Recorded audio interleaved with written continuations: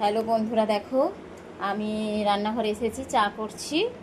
দাদা ভাই একটু শুয়ে পড়েছিলাম, কাল উপোস করেছি, শরীর প্রচুর ক্লান্ত, প্রচুর ক্লান্ত। তা উপোস, এই যে দেখো দাদা ভাইকে এই যে ইনসার্টটা গুলে দিয়েছি, ওটা খায় রোজ। দাদা ভাই এখন কথা বলবে না, চুপ করে থাকো, ভিডিও করছি, চুপ করো।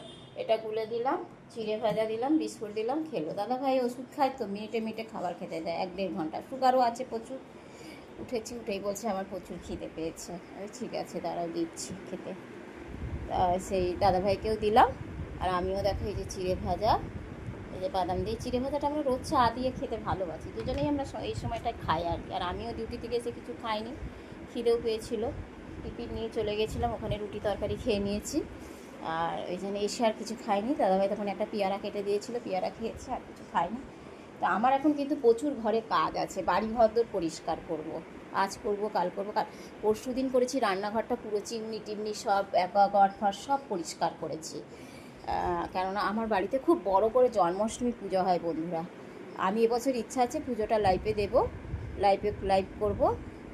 কেননা আমার গোপাল হচ্ছে, আজকে আমি গোপাল পুজো করছি, আমার 20 বছর হয়ে গেছে। তখন আমার ছেলে খুব ছোট্ট, পুরীতে বেড়াতে গিয়েছিলাম, ওখানে আমি শুয়ে শুয়ে স্বপ্ন দেখছি আমি গোপাল পুজো করছি। ঠিক পুজোর জন্মাষ্টমী 8 দিন আগেই ও এসেছিল আমার কাছে বন্ধুরা। তারপরে আমি সমুদ্রের জলে স্নান করতে নেমেছি, ওর বাবা দাঁড়িয়ে আছে, ছেলে দাঁড়িয়ে। কারণ আমার ছেলেকে আমি ছোটোবেলায়, আমার ছেলে চোখে কন্ট্যাক্ট লেন্স অপারেশন করে বসানো হচ্ছে। ছোটোবেলায় ওকে বলেছিল কোনো সময়, খুব ছোটো, ও যখন জন্মেছিল তখন অরুণ সিংহা বলে ডাক্তারকে দেখানো বলেছিল চোখে একটা প্রবলেম আছে। তো কোনোদিন যেন সমুদ্রের জলে না নেবে স্নান করে, ওই জন্য আজ অবধি সমুদ্রের জলে ও পুকুরের জলে ওকে আমি স্নান করাতে পারিনি।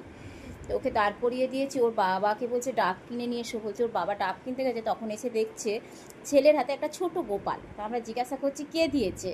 আর সেই সময়টায় সে রাখি পূর্ণিমা ছিল, আমরা গেছিলাম, আমাদের তখন ওই আশ্রমের গুরুদেবের কি একটা ছিল, তো আমরা সেই সময় গেছিলাম ওখানে। তা বলছে একটা পুরো দাদু আমার হাতে গোপালটা দিয়ে গেছে। তার আগের দিনই দুপুরবেলা খেয়ে দিয়ে আমি স্বপ্ন দেখছি আমার বাড়িতে গোপাল পুজো হচ্ছে। আর দিয়ে গেছে, কে দিয়ে গেছে না, দাদুটা দিয়ে ওই যে জলে চলে গেলো, তখন ও ভালো করে কথাও বলতে পারে, তোতলে খুবই ছোট্ট, তা একদমই ছোট্ট, মানে সবে মানে হাঁটতে শিখেছে, এরকম একটা ছোট্ট কথা বলতে শিখেছে তত করে।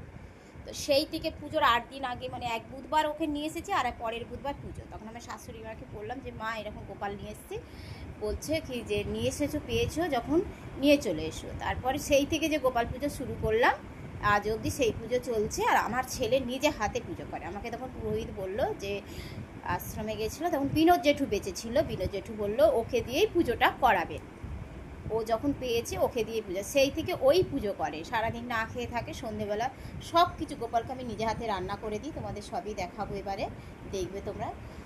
মানে আমি কিছু বাকি রাখি না। আর এখন থেকে সেই সব আমাদের আয়োজন হচ্ছে, বাজার হাট হচ্ছে, সব কিছু হচ্ছে। আচ্ছা বন্ধুরা, রাখছি, এখন চাটা খেয়ে নিই, যখন আমার পুজোটা হবে আমি তোমাদের তখন সব লাইভেও দেবো, এমনি ভিডিওও দেবো সব।